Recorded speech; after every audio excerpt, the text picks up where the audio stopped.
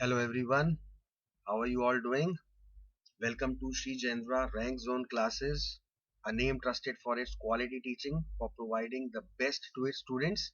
And I am your mentor Amit Ajmani. Now students, in the previous lecture we have studied Is Matter Around Us Pure, and I have asked you people to prepare well because in today's class we'll be discussing the examination questions from this chapter. I expect you all to have been prepared with all the chapter's topics. Now, before taking up, let me remind you once again how we are going to proceed. We are going to discuss each and every question one by one, discussing about the answers. When we are discussing the questions, there are various options for various students. Number one question comes whose answer you know perfectly. So before I give you the answer, you should give the answer yourself and just confirm when I'll be telling you the answer that whether you are correct or not. If there is some question whose answer you don't know, please try to make a note of it so that the next time you remember it. Fine? So let us start using our brain and let us start the questions. The first question is, which of the following will show Tyndall effect? Now we know that Tyndall effect is the scattering of light by the colloidal particles. So we need to find a colloidal solution over here, and we can very well relate it to be milk. Milk is a colloidal solution, and that is why it shows Tyndall effect. It will scatter light when it will pass through it. Rest all. Salt solution, we know that it is a two solution. Copper sulfate solution, we know that it is a true solution. Potassium nitrate solution, some of you know, but most of you don't know that it is also a true solution, right? Now there are two things which we need to remember in this question. One is that milk is a colloidal solution, and it is not only to relate milk. The important thing is we also need to remember that salt solution, copper sulfate solution and potassium nitrate solution will not show Tyndall effect, because maybe in some another type of question it is an option given to us that out of the following which of them will not show Tyndall effect, and the options given to us contain milk, soap solution, another some colloid and potassium nitrate. So there our this knowledge will come into play that potassium nitrate solution is a true solution and it will not show Tyndall effect. Clear? Let us do the second question.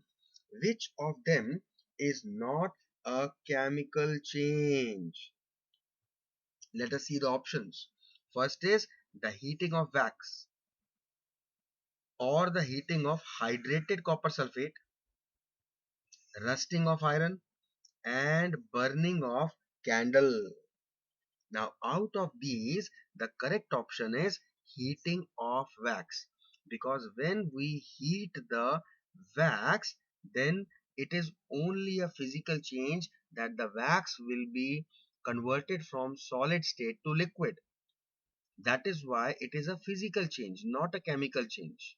But in all the other cases, whether it is the heating of hydrated copper sulfate, that is copper sulfate pentahydrate, or it is the rusting of iron, or the burning of candle. Now, burning of candle is also a chemical change, because not only the wax is melting, but it is burning to produce heat and light. That is why it is categorized under chemical changes. Okay. Next question. Question number 3. A mixture of naphthalene and sodium chloride can be separated by. Now we just need to remember one property of naphthalene, that it sublimes. You remember in the last lecture I specially told you that you need to learn all the examples of all all the substances which sublime, naphthalene, iodine, camphor, anthracene, they all sublime. So the perfect answer to this particular question is sublimation, because naphthalene is a sublimate, right? And sodium chloride is non-sublimate substance. So they can be simply separated by heating and naphthalene will sublime. Okay. Next question. Fourth, the formation of mixture releases energy, absorbs energy, does not involve any energy change, none of the above. Now, when we are talking about mixtures, we have studied the differences between mixtures and compound, and one of the important differences was that no energy change takes place when a mixture is formed. Correct? Fine. Next question. Which out of the following given options is not an element? Gold, silicon, graphite, and silica. Now, gold and silicon. Gold is a metal, silicon is a non-metal, we know. Graphite is a form of carbon which is made up of 100% carbon. That is why it is also an element. But silica is silicon dioxide. This is a compound, not an element. So, our correct option for this question is D part. Okay, let us come to the next question. In next question, the examiner is asking which of the following is a compound. Now we know that a compound is made up of two or more than two elements chemically combined together. Now this is a nitrogen molecule made up of two nitrogen atoms. Carbon dioxide molecule which is made up of one carbon and two oxygen atoms. Oxygen molecule made up of two oxygen atoms, hydrogen molecule made up of two hydrogen atoms. So among these all, only one option, option number B, is our compound because it is made up of two elements, carbon and oxygen. The rest are all molecules made up of only one element. Fine. Next question. Question number 7. A liquid with soluble impurities is purified by which method? Now, in sublimation, we know that the substance sublimes. In distillation, it is converted into vapor form. The solvent is converted into vapor form, but the soluble impurities, if there are any, will be left behind. In filtration, it is the insoluble substances being separated, and the correct option is B, crystallization. Remember, we studied that crystallization is better than evaporation to drying. Why? Because one of the main reasons was in evaporation to dryness, solid impurities remain, but no such problem occurs in crystallization. So if you have attended the classes properly and regularly, if you have made note of all the topics being discussed, I think all the questions are very direct and you can easily attempt them. Next question. Two immiscible liquids that have different density values can be separated by, of course, using separating funnel. Filtration is for insoluble solids into liquids. Distillation is soluble in a solvent. Fractional distillation, difference in melting point, boiling point, sorry, difference in boiling point. So different density values are only used when we are separating two immiscible liquids using a separating funnel. Fine. Next question. NH4Cl shows the property of ammonium chloride. It sublimes. Simple. You see, this question will come in very many forms. Above it was a different one, here another one. Over there it was anthracene. Over here it is ammonium chloride. Ammonium chloride, anthracene, iodine, camphor, all these substances, they sublime. Make sure you remember them. Next question is, air, which is a homogeneous mixture, can be separated by. We had discussed this topic in great length.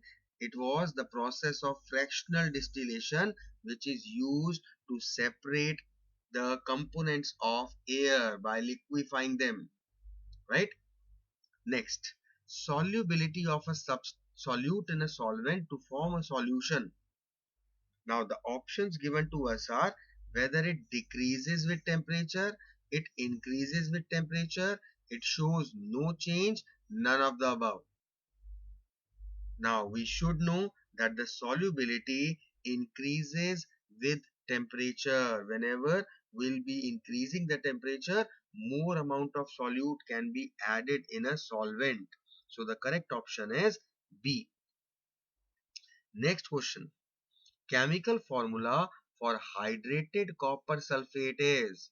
Now since it is copper sulfate, we will directly cross FeSO4, which is iron sulfate, or ZnSO4, which is zinc sulfate. Now these two are copper sulfate, CuSO4 and CuSO4. But here we have got 5 water of crystallization molecules and here we have got 7. So you need to remember, when we are talking about hydrated copper sulfate, it is 5 molecules of water of crystallization. And side by side, let me remind you that in the case of hydrated ferrous sulfate, it is 7 molecules of crystallization. So copper sulfate, it has 5 molecules of crystallization. Iron sulfate has 7 molecules of crystallization. Both of these you need to remember. Clear to all? Perfect. Next question. No new substance is formed in a physical change or chemical reaction or chemical change or none of these. Whenever a chemical change or chemical reaction is taking place, obviously new substances will be formed. It is just the physical change in which only the form is getting changed, not the chemical composition. So new substances are not formed in case of physical changes. So the correct option to this question is A. Okay. Next, 14th question is very simple one. I hope everybody knows it. Melting ice is a dash change. What is melting of ice? Is it a chemical change? Not at all. It is a physical change because just the state is getting changed. Ice will melt to form water. Nothing new will be formed while we are melting ice. Next question. Which of the following is not a physical change? Melting of wax, we have just seen in one of the questions above that it is a physical change. Stretching of a rubber band, obviously it is a physical change. We are not doing any chemical reaction with the rubber band. Digestion of food and grinding of wheat, I know that you already know the answer is C, but I still read this particular option D because we should be in a habit of reading all the options. If we are grinding the wheat, we are just converting it into flour. It is just a physical change, but we, being science students, we know digestion of food is a chemical change because the food changes its form altogether. The chemical composition of food gets changed. Fine. Next question. Which of the following substances is essential to solute in saline water? Now we know that saline water is salty water and it is an aqueous solution of sodium chloride in water. So the correct option is sodium chloride, not acetic acid or salicylic acid or ammonium chloride? It is sodium chloride. Let us come to the next question. Which of these methods is used to extract alcohol from a mixture of alcohol and water? Alcohol and water, these are two miscible liquids, and miscible liquids having different boiling points are separated by the process of distillation. So the correct answer to this question is distillation. That is our option number A. Okay. Now in question number 18, what exactly is he asking is, what is the missing reactant? In this box, we have to write one reactant with which water is combining to form H2CO3. What is H2CO3? It is carbonic acid. And how it is formed? When water reacts with carbon dioxide. Right? So the correct option is B, that is carbon dioxide. The reaction between carbon dioxide and water takes place and forms carbonic acid. Okay. Now the next question is the one I think which you should note down. It's a different question. An element which is not found in nature is Pt. Pt is platinum, ample is there, potassium, zinc, and what about this Pm? What is this Pm? Pm is promedium. Now this promedium, let us have a bit of details about promedium. This is a chemical element whose symbol is Pm, promedium, and its atomic number is 61. It is a lanthanide, and the speciality of promedium is that all of its isotopes are radioactive. It is extremely rare, and at any given time maximum 500 to 600 grams of promedium occurs in earth crust, right? So our correct answer is Pm, promedium, and that is why I told you a bit of details about it, right? So you need to remember, number one, Pm is the symbol of promedium. Number two, all of its isotopes are radioactive. Number three, it is a lanthanide. Number four, it is a very extremely rare element which is not easily found in nature. Okay. Next question. Which of the following is a compound? Now milk. Second option is diamond. Third option is marble, and fourth option is our air. We know simply air is a mixture, not a compound. Milk is a colloid. Diamond is a form of carbon, which is an element. Left is marble. Marble is our correct answer, and no guesses. We need to know the details of marble. Marble is what? Calcium carbonate. So this is a compound made up of three elements chemically combined together. These elements are calcium, carbon, and oxygen. Fine. Let us come to the next question. Which of the following is not a homogeneous mixture? Which of these are not homogeneous mixture?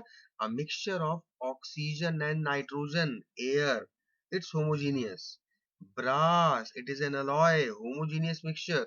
Solution of salt in water, obviously homogeneous mixture.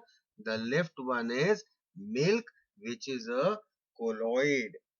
It appears to be homogeneous, but actually it is heterogeneous because it's a colloid. Correct? Now the next question is, which of these is a colloid? Now the question changes to different form. Let me come to the question.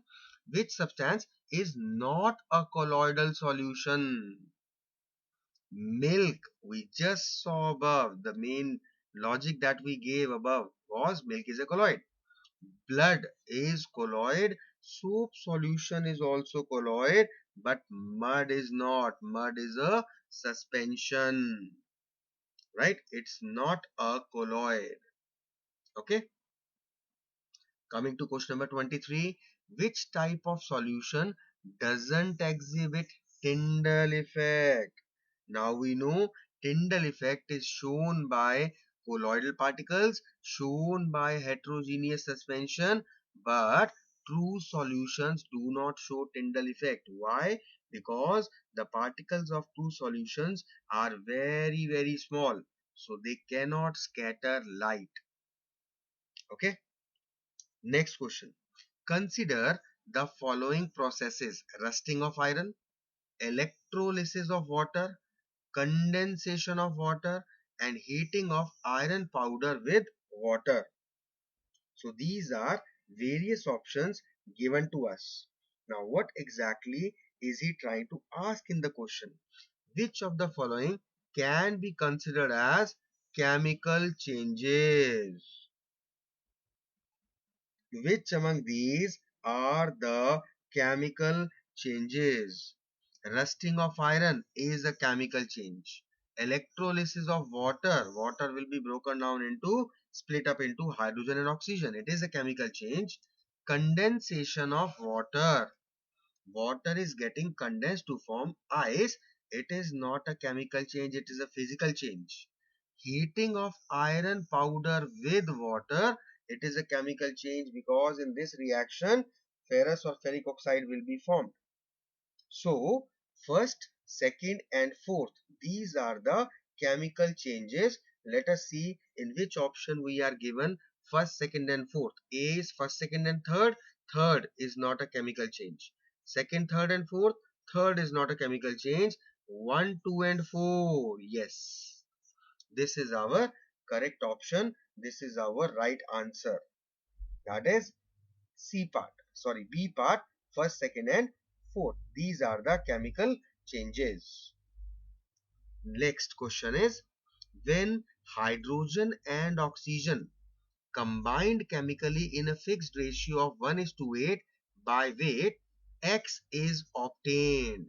Now when hydrogen and oxygen combine together, we know that X is water, obviously, right? Now X, there are certain properties which are given to us. X can be separated into its constituents by physical methods. Can we just convert this X, that is this water, into its constituents? Second option is, it has properties quite different from hydrogen and oxygen. The properties are different from hydrogen oxygen. This is a true statement. The above statement was a false statement. X, that means water has fixed melting point. Yes, true. It has a fixed melting point. Is it homogeneous? Yes, it is true. It is homogeneous. So now what we have to tell is which of the above are considered as the characteristics of X. Second, third and fourth. These are the three characteristics. The first is not a characteristic because we cannot obtain the constituents hydrogen and oxygen from water just by physical methods. We can't do it. So our correct option is second, third and fourth. Let us see where it is given. First and second, no. First and fourth, no. First involved, no. D part. Second, third and fourth. These are the characteristics of water. This is our X. Clear? The next question is quite simple. I suppose everyone knows the answer. The composition of each new substance is always fixed for a mixture, an element, a compound, or none of these. The composition is fixed throughout. When we are talking about all these, we know that in a mixture the composition is not fixed. An element, it's a single normal element. In a compound, When a compound is formed, always two or more reactants combine together in a fixed composition, in a fixed ratio. So the correct option for this question is compound. Clear? Now let us come to the next question. In this question, what is saying? Malleability with respect to metal is the property. Now what is malleability? Malleability, we all know that it is the property of metals due to which metals can be drawn into sheets. Right? So this is B. The correct answer. To be drawn into wires is ductility. It's not malleability, it is ductility. To be drawn into circles, once again ductility. So malleability is that the metals can be beaten down into thin sheets. Now let us come to the next question. In this, he is saying match the columns. In column number 1, we have got salt, air, diamond and sodium. In column number 2, we have got mixture, contains only one type of atoms, compound and lowest melting point. Just try to relate.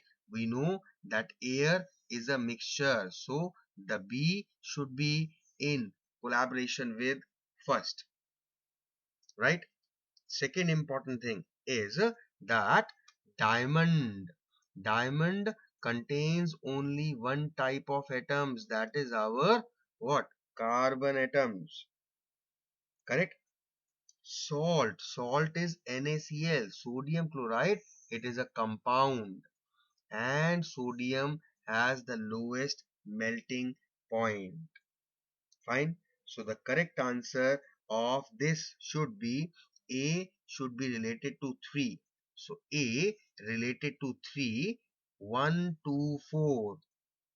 These are all incorrect. So we have got our correct answer in the very first option, but counter check it.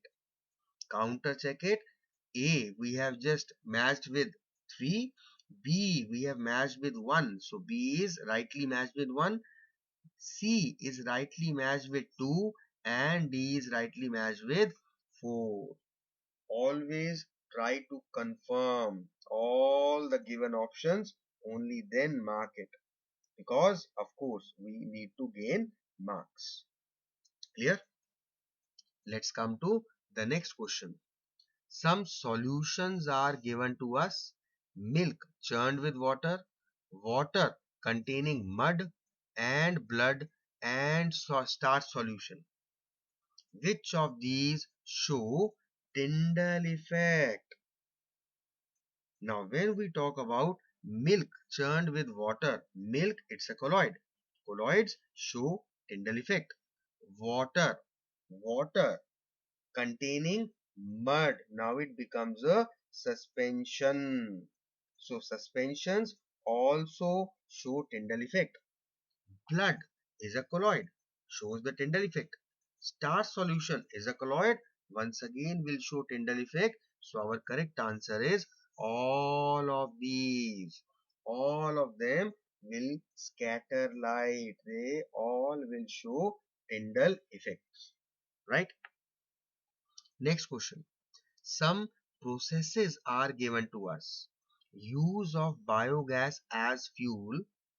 We are burning biogas as a fuel to obtain energy. Burning of candle. Again, energy will be obtained. Mixing of iron and sulfur.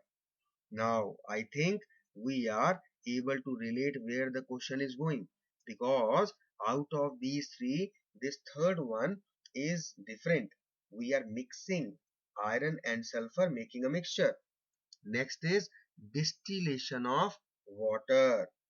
Distillation is we are heating, converting into vapor, and then we are again cooling it. Which of these are considered as only physical changes? Now, what are the physical changes out of all these? Let us see the given options 1 and 2. 1 is not a physical change, so we will discard it. 2, 3 and 4. 2 is again not a physical change. 2 and 4. 2 is not a physical change. We are left with 3 and 4. So these two are the physical changes. It is our correct option, because in distillation also we are just heating water, getting the vapor and getting it separated, cooling it, converting into liquid once again. So 3 and 4, these are our physical changes. Okay. Next question, I think everybody has learnt it, I suppose. There are dash elements that are naturally occurring. Now we have already studied that there are total 118 elements, out of which 92 are naturally occurring. So our correct option is the B option, that is 92. Coming to the next question. The element or elements that are liquid at room temperature. Do not just relate mercury and put it the correct option. Don't do it. Why? Because bromine is also liquid. So go back to the question once again. If he would have asked the metal liquid at room temperature, obviously the answer would have been mercury. The non-metal liquid at room temperature, the answer would have been bromine. But when he is saying the elements liquid at room temperature, in that case, mercury being a metal, bromine being a non-metal, both are elements which are liquid. And in fact, these are the only two elements which are liquid at room temperature. So the correct option is C. That is, both A and B are liquid at room temperature. Clear to all? Let us see the next question. How many elements are in gaseous state at room temperature? Now this we already know, we have learned. If not, please remember that 11 elements are in gaseous state. 2 elements are in liquid state at room temperature, which we studied just in the above question, mercury and bromine. Clear? Next question. Purification of salt that we get from seawater is done by. We know that we obtain salt from seawater, but that salt still contains quite many impurities. Right. Now, how those impurities are separated? Is it by filtration or by coding? Just a second, let me bring the screen down. Okay. Is it by filtration or coding or crystallization or decantation? Now, out of these, which is the process which is used? So we have seen that always and always the solid impurities, they are separated by the process called crystallization. So the same process is used here also. Correct? Let us see the next question.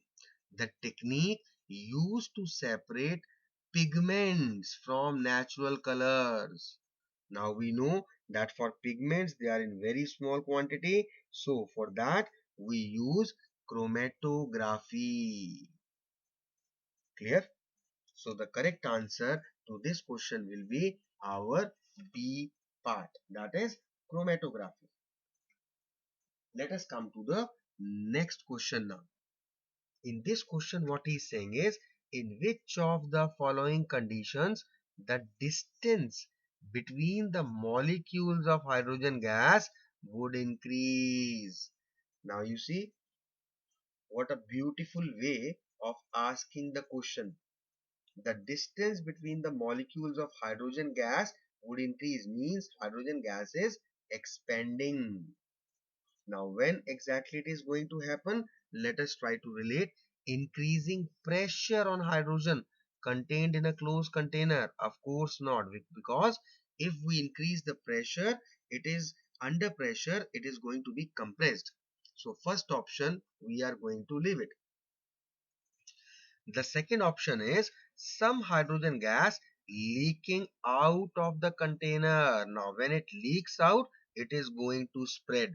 So, the hydrogen molecules will go away from each other. The distance will increase. So, second is correct. Increasing the volume of the container of hydrogen gas.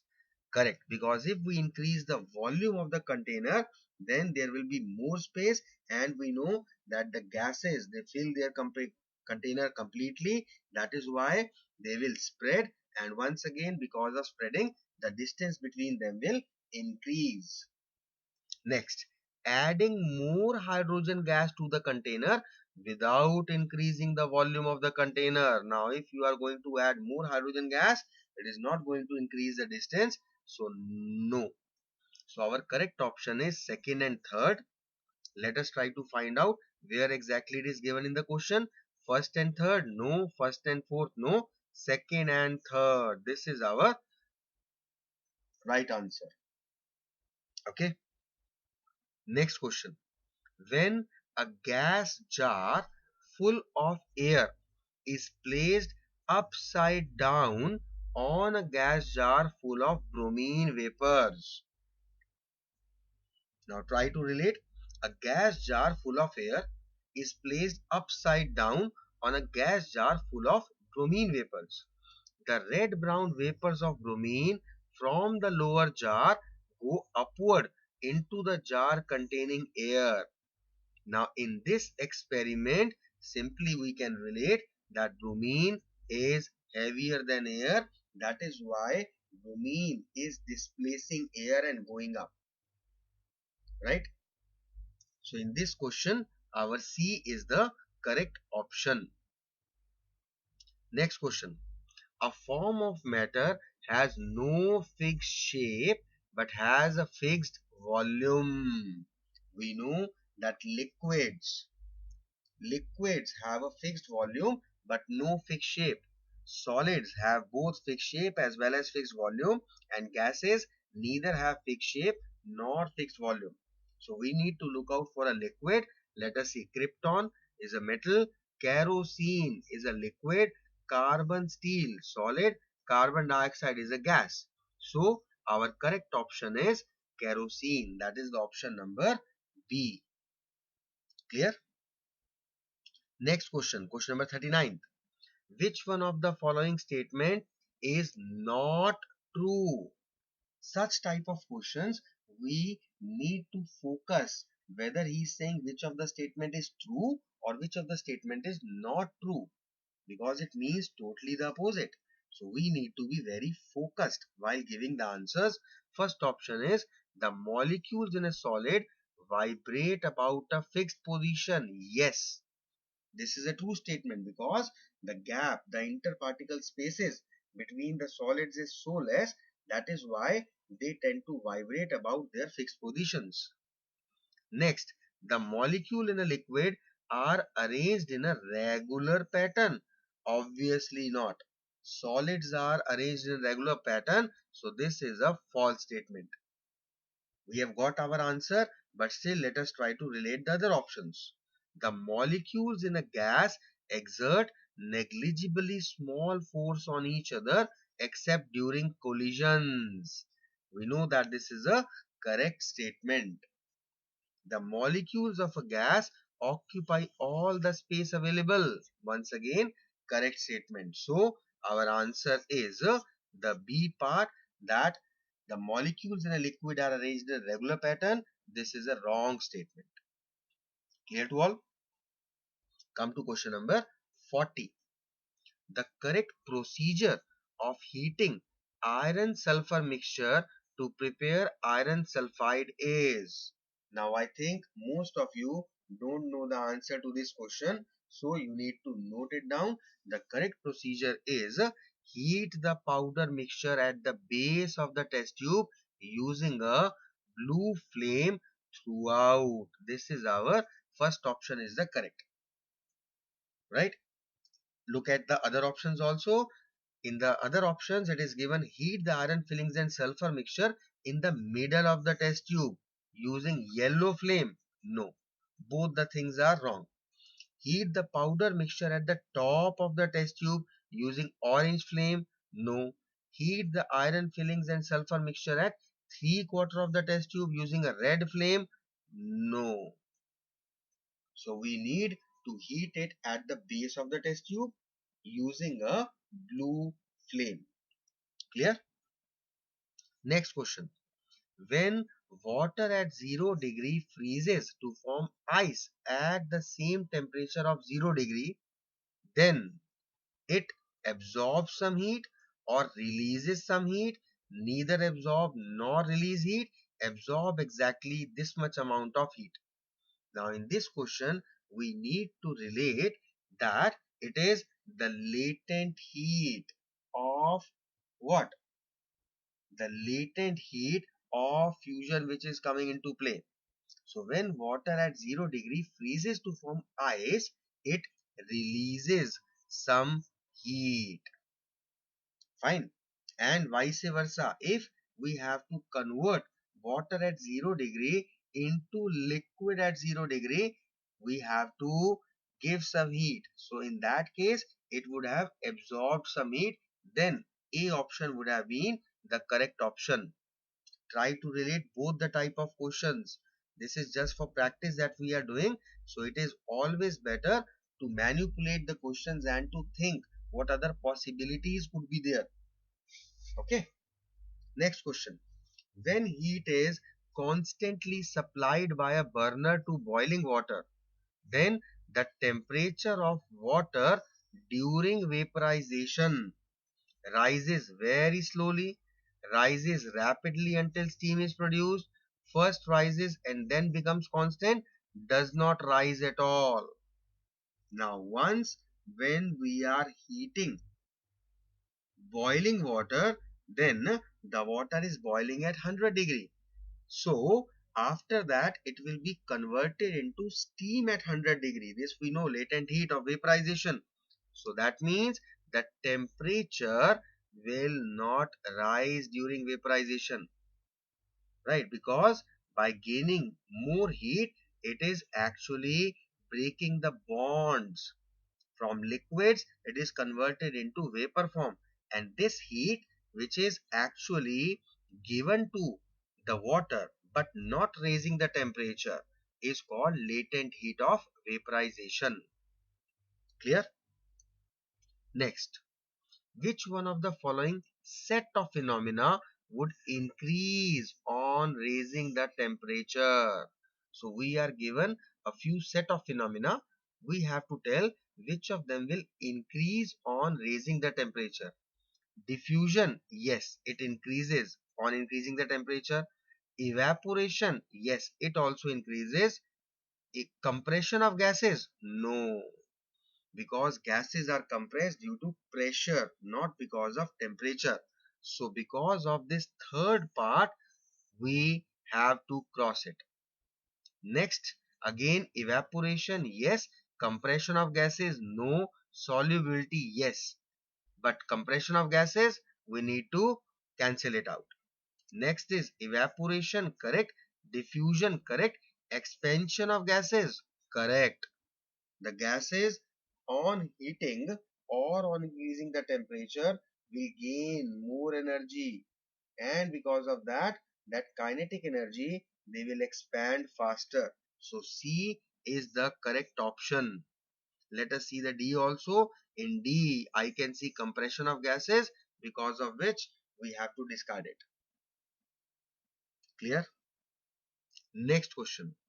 On converting 308 Kelvin, 329 Kelvin and 391 Kelvin to Celsius scale, the correct sequence of temperature will be.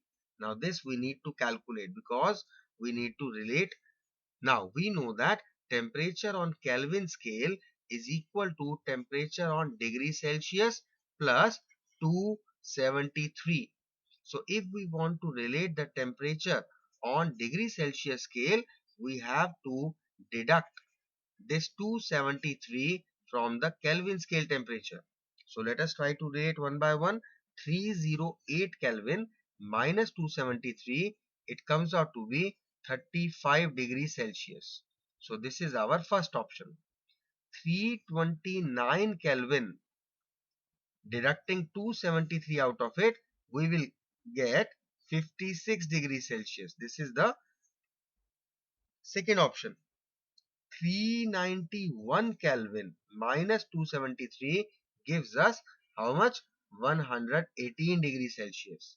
So now look out, where are 35, 56 and 118 degrees Celsius? This is 33. No. 35 first is correct, 56 second is correct, but 119 is incorrect. 35 is correct, 56 is correct, 118 is correct. This is our right answer. In next, 119 and the arrangement, the sequence is wrong. So C will be our correct answer to this particular question. You need to solve it. Clear? Let's come to the next question. Now in this, what examiner is asking, four students took separately the mixture of sand, common salt and ammonium chloride in beakers, added water. Now by adding water, salt will be dissolved. Stirred the mixture well and then filtered. They reported their observation as shown below. Now ammonium chloride is also soluble in water.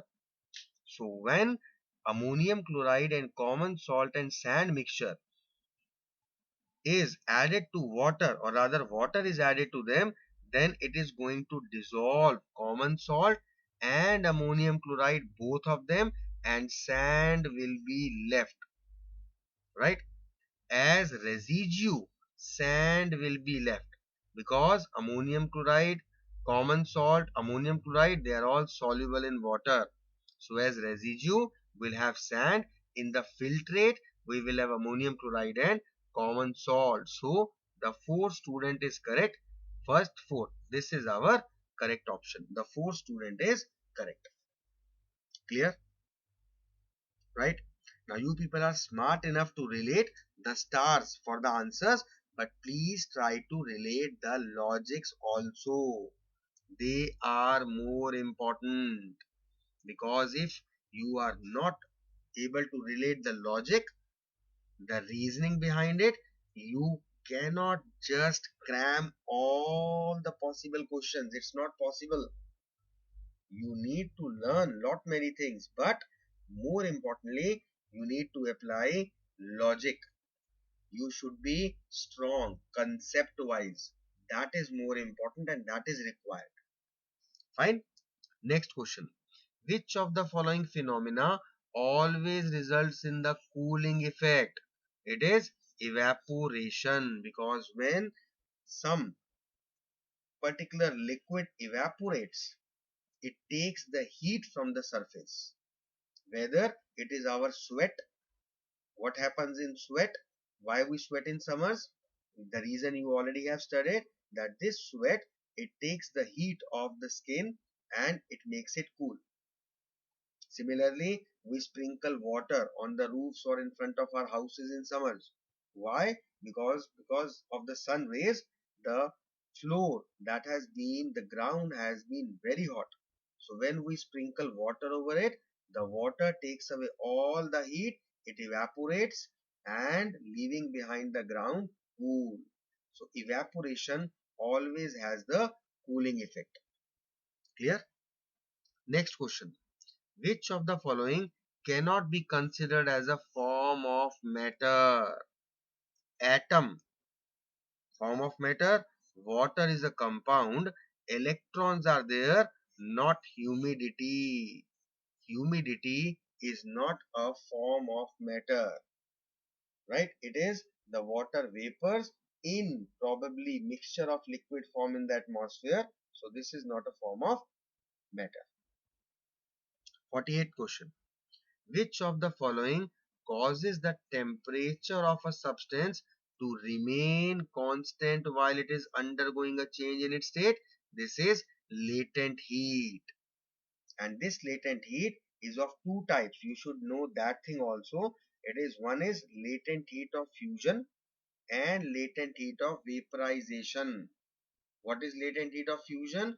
That latent heat when the temperature remains constant during the conversion of a solid state into liquid state. Whereas latent heat of vaporization is again the amount of heat energy which does not change the temperature, but here the state is getting changed from liquid to vapors. That is why it is called vaporization.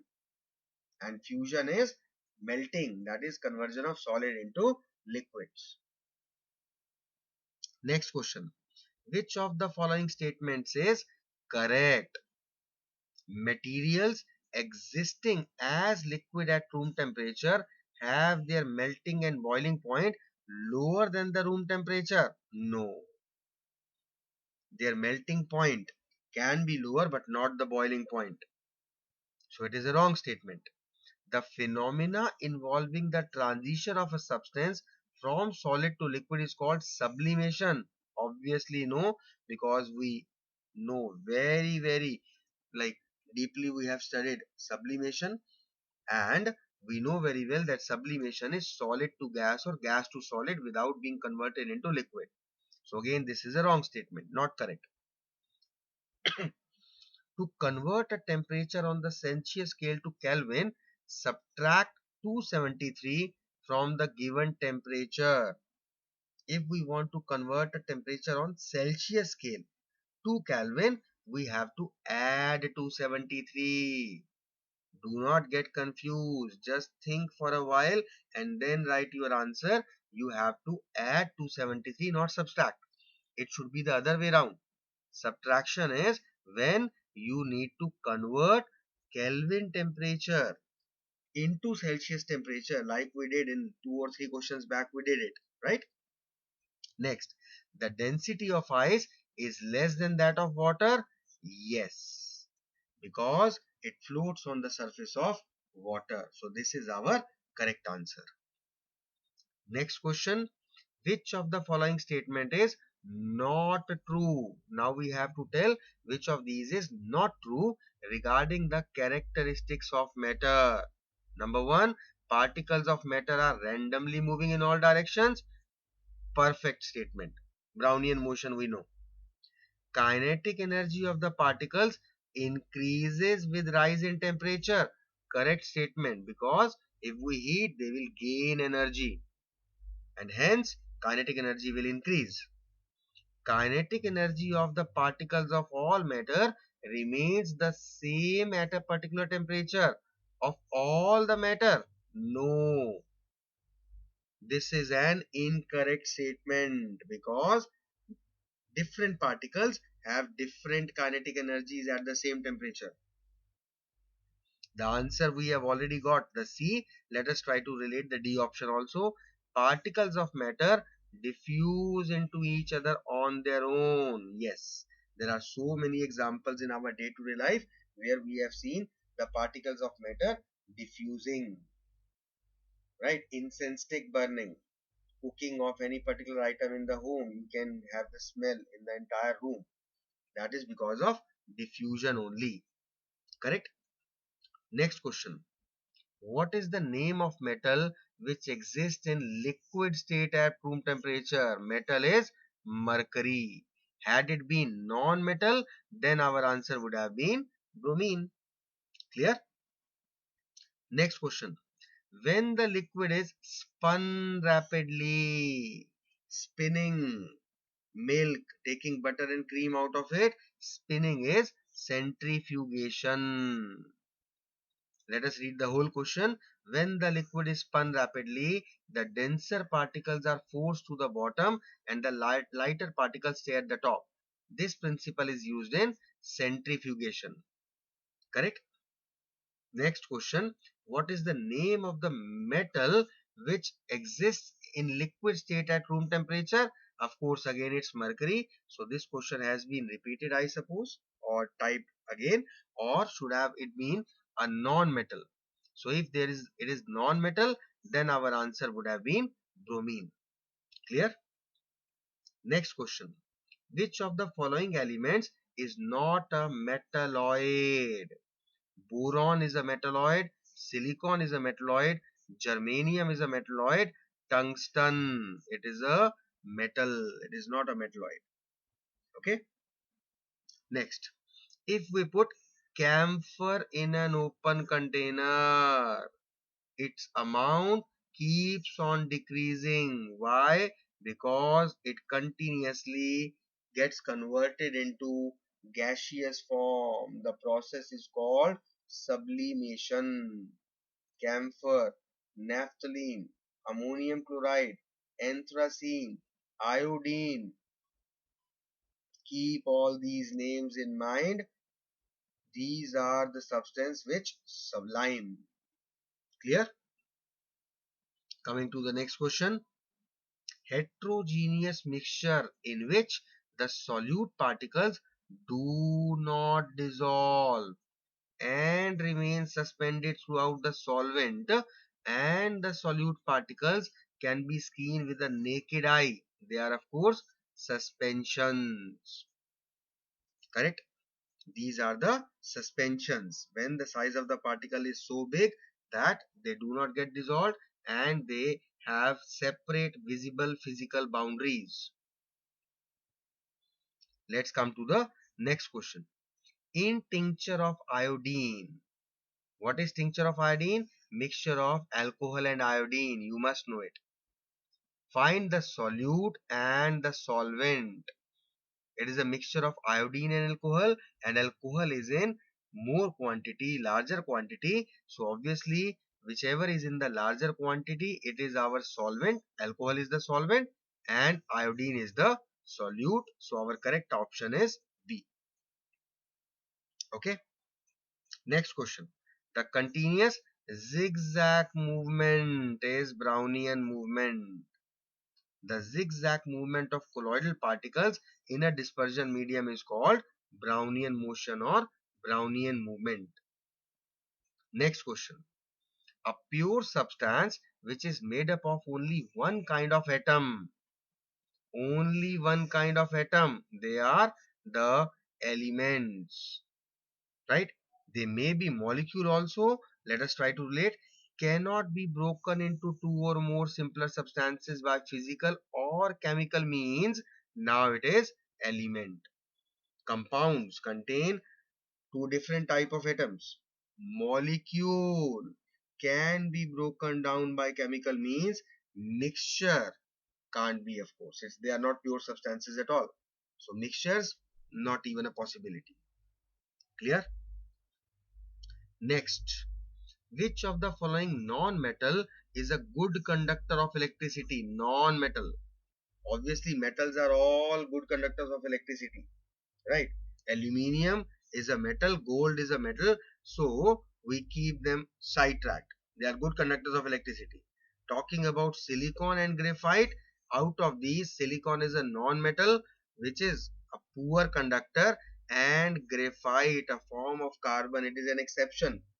That even though it's a non-metal, it is such a good conductor of electricity that it is used in all our batteries as an electrode. It is used in all dry cells, the cells in our remotes and the batteries, cars, toys, everywhere.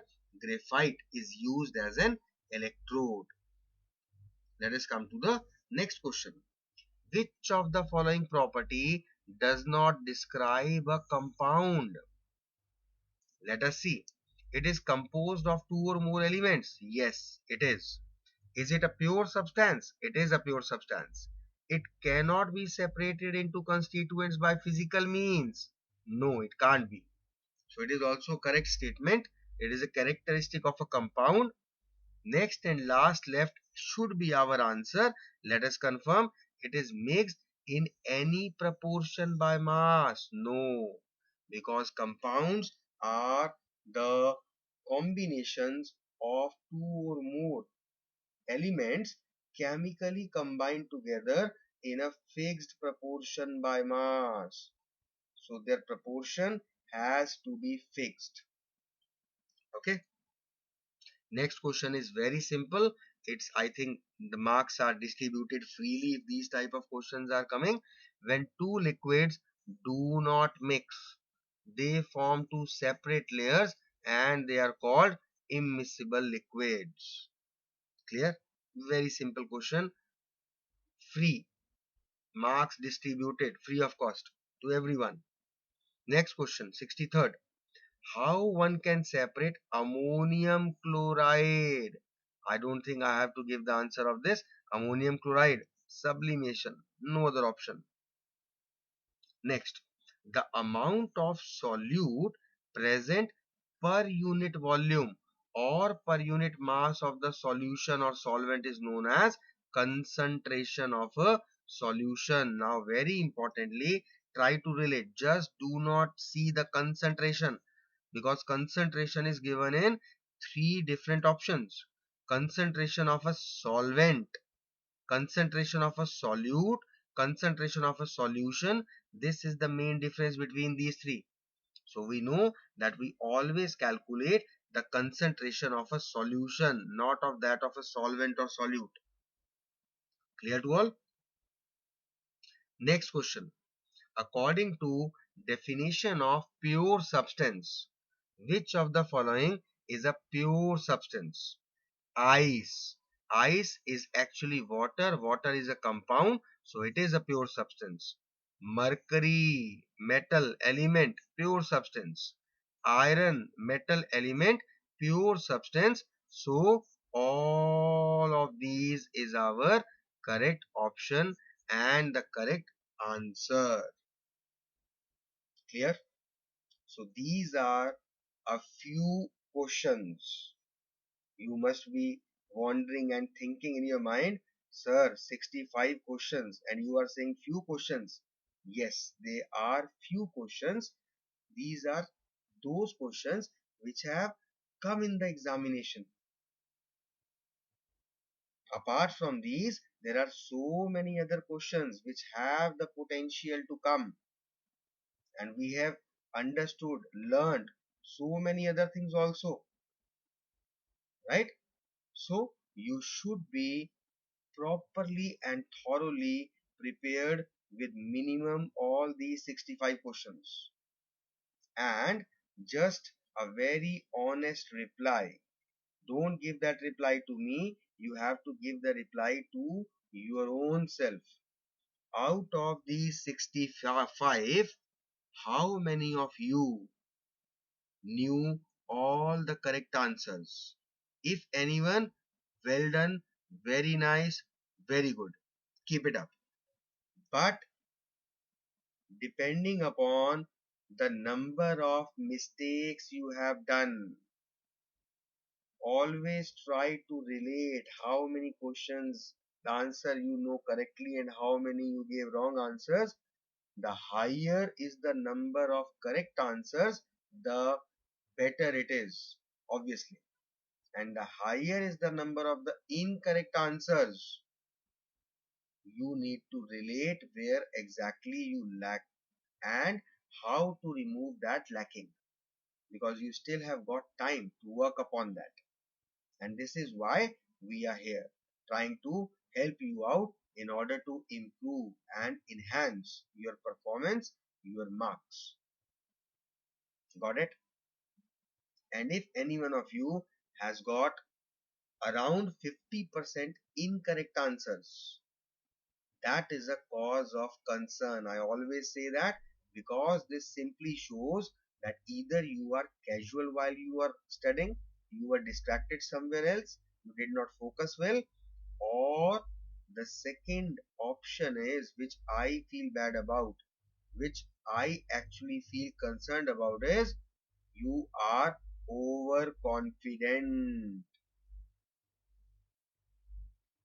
If you were distracted somewhere, with time, exams on the head, you will focus, you will learn. But the problem is overconfidence. If you are overconfident, then it is a problem, because you are just reading once and twice and assuming that you know all. But in reality, you don't know. So you need to check yourself, counter check yourself, assess yourself, where do you stand, because then only you will be able to find where you are lacking. And once you know your weak areas, only then you will be able to of course work on them and improve. Clear to all? So this is where we are going to end this topic. Go through the chapter, go through all the questions and answers, and try to make sure that by the next lecture you all are totally done with this chapter, because now you already have seen what type of questions are already coming, so you have a basic idea of how exactly you need to prepare. Okay, so we'll meet soon with the next topic of the next chapter. Till then, take care of yourself, have a great day, and thank you so much for being with me. Good day once again.